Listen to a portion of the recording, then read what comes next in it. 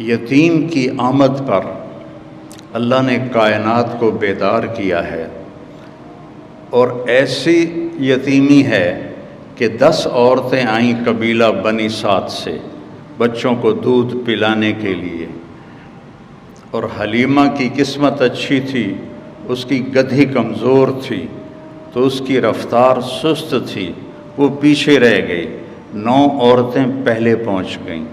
ہر عورت نے یتیم کا پوچھا، یتیم ہے؟ نہیں، سانو پیسہ کتنے ملے گا؟ اگلا بچہ لے لیا۔ دوسری آئی، یتیم ہے؟ نہیں، مجھے پیسے کون دے گا؟ اگلا بچہ لے لیا۔ یتیم ہے؟ مجھے پیسے کون دے گا؟ اگلا بچہ لے لیا۔ اس دن 10 بچے پیدا ہوئے تھے، اور ایک روایت میں آتا ہے جس دن اللہ کے نبی پیدا ہوئے اس پورے سال میں پوری دنیا میں، چاہے وہ ہند تھا یا سندھ تھا، اللہ نے ہر عورت کو بیٹا دیا۔ اس پورے سال میں ہر عورت کو اللہ تعالیٰ نے بیٹا عطا فرمایا۔ تو جب سعدیہ آئیں حلیمہ، تو بچے تو سارے جا چکے تھے، تو انہوں نے بھی انکار کر دیا، نہیں میں تو نہیں لینا، میں نے پیسے کون دے گا۔ تو جب وہ سارا مکہ پھر گئیں تو بچہ ہی کوئی نہیں، تو ان کے خامن تھے ابو کبشہ، کہنے لگے حلیمہ خالی گود کیا جانا، یتیم کو لے لے چلو، ہمیں اللہ اجر ہی دے گا۔ تو یہ دوبارہ آئیں اور کہا کہ اچھا بی بی آپ مجھے اپنا بیٹا دے دو۔ تو حضرت آمنہ علیہ السلام نے فرمایا یہ بڑے بختوں والا بچہ ہے، تم دیکھو گی اس کے اثرات دیکھو گی۔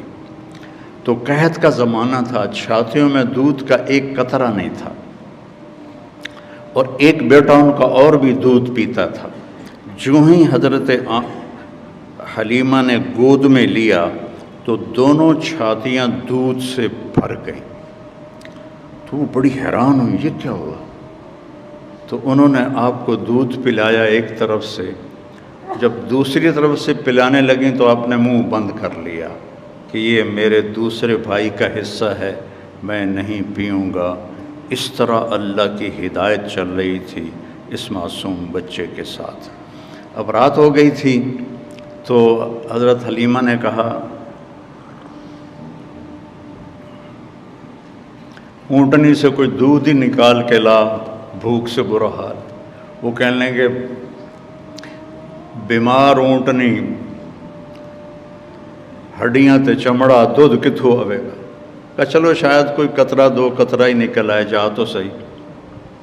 تو وہ برتن لے کر گئے، تو اندھیرا تھا، تو انہوں نے جب وہ تھنوں کو ہاتھ لگایا تو دودھ سے بھر کے نیچے آ چکے تھے ایسے۔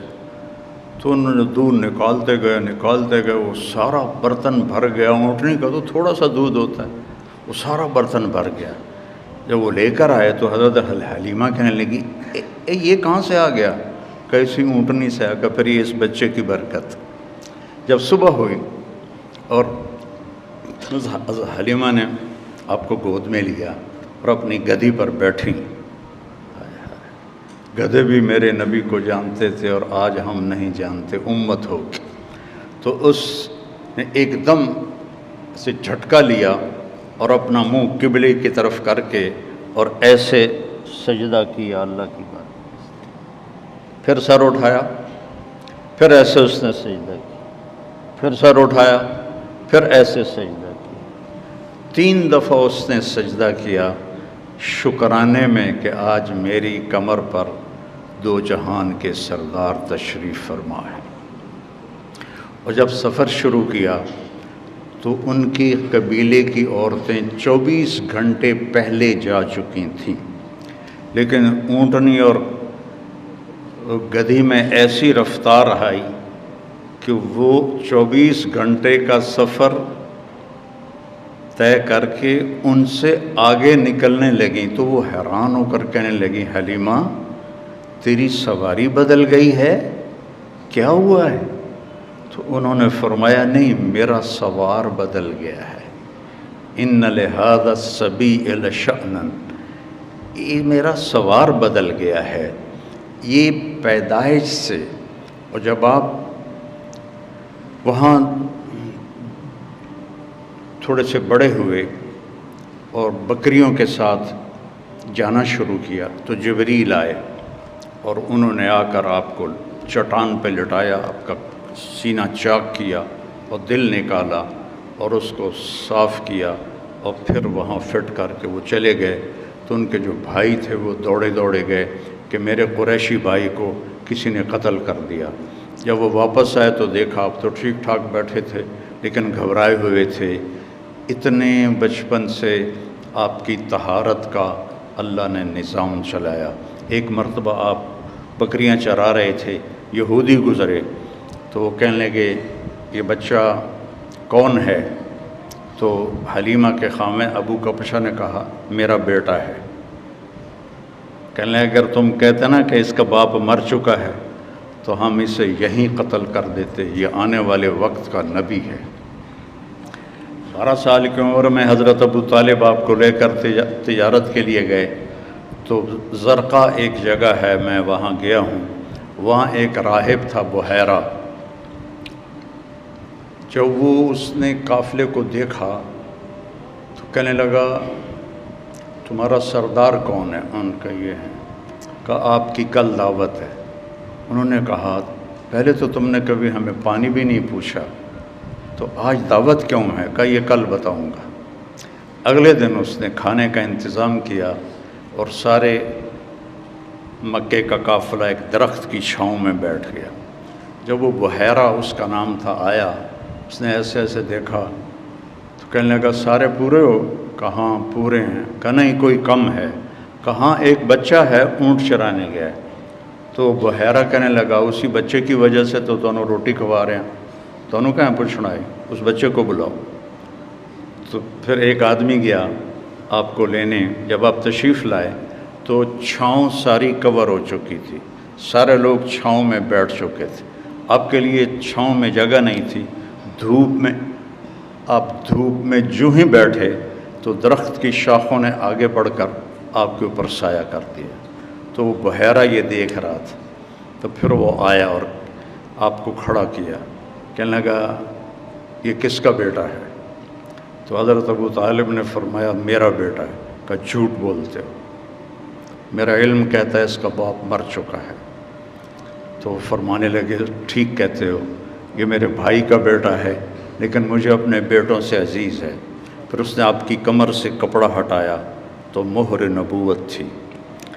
تو وہ کہنے لگا اس کو یہیں سے واپس لے جاؤ، یہ آنے والے وقت کا نبی ہے، اگر یہودیوں نے دیکھ لیا تو اسے قتل کر دیں گے۔ تو ابو طالب نے وہیں اپنا سامان بیچا، شام بھی نہیں گئے اور وہاں سے واپس چلے گئے۔ ایک دفعہ حضرت عمر رضی اللہ تعالیٰ عنہ تجارت کے لیے شام گئے تو وہاں ان کا جھگڑا ہو گیا، تو ایک شامی سردار نے ان کو گرفتار کروا لیا اور اپنے وہاں غلامی میں لے لیا۔ تو حضرت عمر رضی اللہ عنہ 2-4 دن ٹھہرے، پھر موقع پایا اور اس کو مارا ڈنڈا شامی سردار کو، وہ مر گیا۔ تو ان کو پکڑنے لگے تو وہ بھاگے۔ اب یہ بدو آدمی تھے، ان کو وہ شہری پکڑ ہی نہیں پا رہے تھے، تو آگے جب گئے تو ایک پادری کھڑا تھا گرجے کے دروازے پر، اس نے حضرت عمر کو آتے دیکھا تو ان کو دور سے بلایا، ان کو اندر لے لیا اور دروازہ بند کر کے کھڑا ہو گیا۔ پیچھے سے مجمع آیا، جی آپ نے کوئی بدو تو نہیں دیکھا یہاں؟ کہا کوئی نہیں ہے، چلو بھاگ جاؤ۔ چلے گئے۔ وہ اندر آیا، کہنے لگا کون ہو؟ کہا میں عرب ہوں۔ کہاں سے آئے ہو؟ کہا میں مکہ سے آیا ہوں۔ کہنے لگا تمہارے شہر میں کسی نے نبی ہونے کا دعویٰ کیا ہے؟ ان کا نہیں۔ کہا ان قریب تمہارے شہر میں ایک نبی ہونے کا دعویٰ کرے گا، وہ آخری نبی ہوگا اور تیرے مقدر میں اس کا ساتھی بننا لکھا ہوا ہے، اور تیرے مقدر میں اس ملک کو فتح کرنا لکھا ہوا ہے۔ تو مجھے یہاں تحریر لکھ دے کہ جب تیری فوجیں میرے ملک کو فتح کریں گی تو میرے گرجے کو نہیں گرائیں گی۔ حضرت عمر کہنے لگے حضور میری غربت دا مذاق تا نہ اڑاؤ، میں تو اتنے مزدوری کرن آیا روٹی واسطے، تجھے میں نے بادشاہ بنا رہے ہو. وہ کہنے لگا تو تجھے کیا فرق پڑتا ہے، تو لکھ دے، چاہے میں جھوٹ ہی کہہ رہا ہوں تو لکھ دے. تو حضرت عمر نے لکھ دیا کہ جب میری فوجی آئیں تو اس کے گرجی اور اس کو کچھ نہ کہا جائے. اور حضرت عمر لکھنا جانتے تو سائن کر دیے. پھر جب حضرت عمر کے زمانے میں ملک شام پر لشکر کشی ہو رہی تھی تو پھر آپ نے وہ خط حضرت ابو عبیدہ کو دیا کہ اس راہب کی آپ نے حفاظت کرنی ہے. اتنا پہلے آپ کی آمد کی نشانیاں ظاہر ہونا شروع ہو چکی تھیں. آپ درخت کے پاس سے گزرتے تھے، درخت کہتا تھا السلام علیک یا رسول اللہ. آپ پتھر کے پاس سے گزرتے تھے، پتھر کہتا تھا السلام علیک یا رسول اللہ.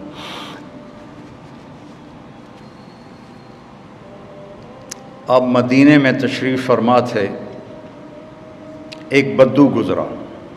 آپ نے گو دیکھی ہے؟ آپ میں سے کسی نے گو دیکھی؟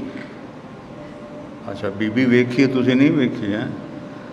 اچھا، تو وہ جو صحرائی گو ہوتی ہے وہ بہت بڑی ہوتی ہے. عرب وہ کھاتے تھے، اسلام سے پہلے کھاتے تھے.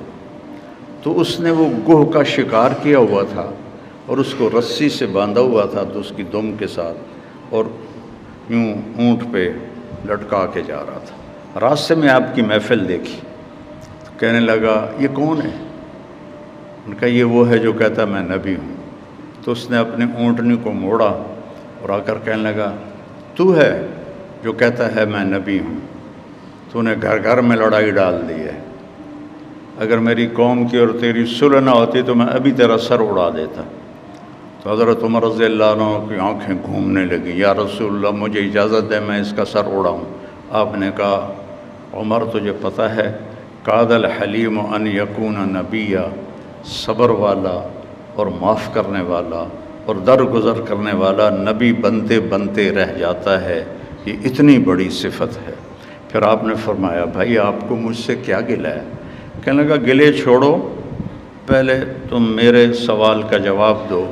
اس نے گوہ کو کھولا رسی سے، شکار ہوا مری ہوئی آپ کے سامنے ایسے پھینک دی. کہنے لگا اس سے کہو یہ تمہاری نبوت کا اعلان کرے پھر تجھے نبی مانوں گا. اور ایسے کھڑا تھا ایسے، یعنی میں نے اب اس کو لاجواب کر دیا. مویا تا بندہ نہیں بلیندا گو کتھو بولنا ہے، یہیں کھلوتا ہے ان کا. ایسے کہو یہ تیری نبوت کا اعلان کرے. تو آپ نے اس کو ایسے دیکھا کہ یا ضب گوہ کو کہتے.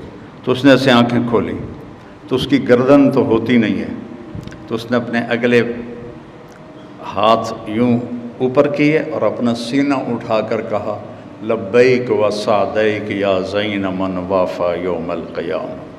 سبحان اللہ، لبیک یا رسول اللہ، میں حاضر یا رسول اللہ.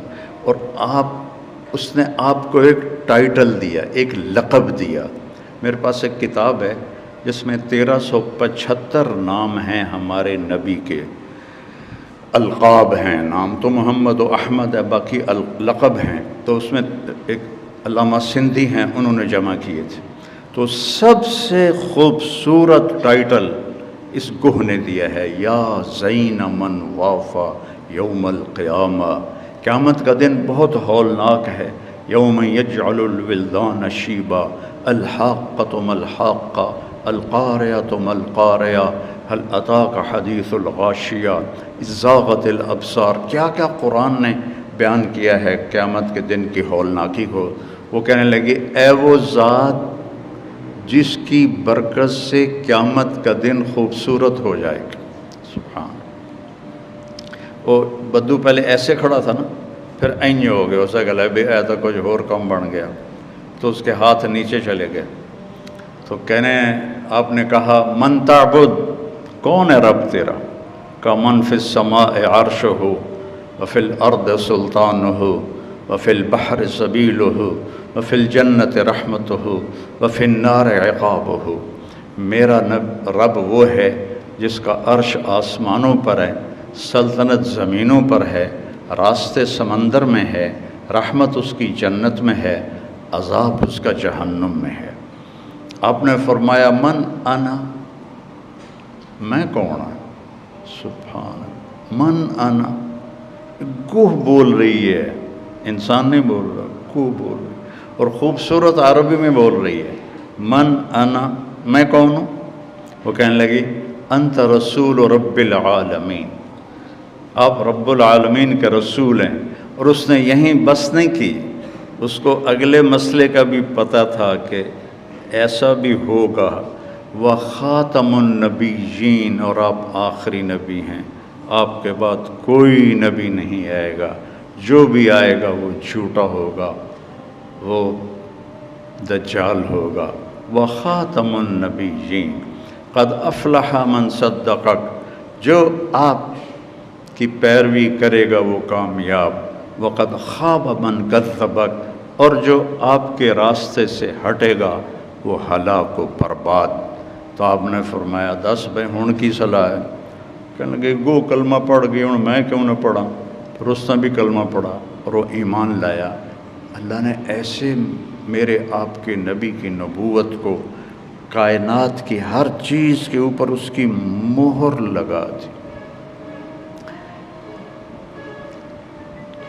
جبریل سے آپ نے فرمایا میں جو رحمت للعالمین ہوں، میری رحمت سے تجھے کیا حصہ ملا ہے؟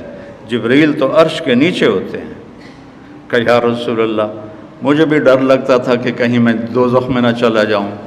تو جب اللہ نے آپ کے قرآن میں میری تعریف کی، انہ لقول رسول کریم ذی قوت عند ذی العرش مکین مطاع ثم امین، تو اس کے بعد مجھے تسلی ہو گئی کہ میرا اللہ مجھے دوزخ میں نہیں ڈالے گا۔